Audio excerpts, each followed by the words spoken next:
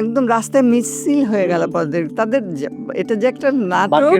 বাকের ভাইয়ের ফাঁসি, দেখো কৌতুক একটা জিনিস বা একটা তোমাকে একটা আনন্দ দেবার একটা জিনিস, একটা কথা বলেও আমাদের হুমায়ুন আহমেদ ভাই তিনি এমনি কিন্তু ওরকম ভাড়ামির ডায়লগ না, একটা কথা সংলাপের ভেতর দিয়ে যে সংলাপ বলছে সে কিছু হচ্ছে না, অন্যরা হ্যাঁ সে একেবারে তার ভেতরে যে আনন্দ ব্যাপারগুলো সেগুলো চলে, তা এগুলো সবার ভেতরে নাই। এবং মনে করে কি এইভাবে কুৎসিত অঙ্গভঙ্গি বা একটা কথা বললাম তাহলেই হয়তো হাসবে বা সেটাই হয়তো হিট হবে, আসলে তা না। আর রুচি, আমি মনে করি যে আমারও দায়িত্ব আছে, আমি যেহেতু সংস্কৃতি কর্মী আমারও দায়িত্ব আছে এগুলো নিয়ে প্রতিবাদ করা, এবং আমি করব না এগুলো যেগুলো সংক্রামিত হবে, আমার বাচ্চা সেটা দেখে শিখবে। কেমন এটা ভিজুয়াল মিডিয়া, তো এটা দেখে যে কোনো একটা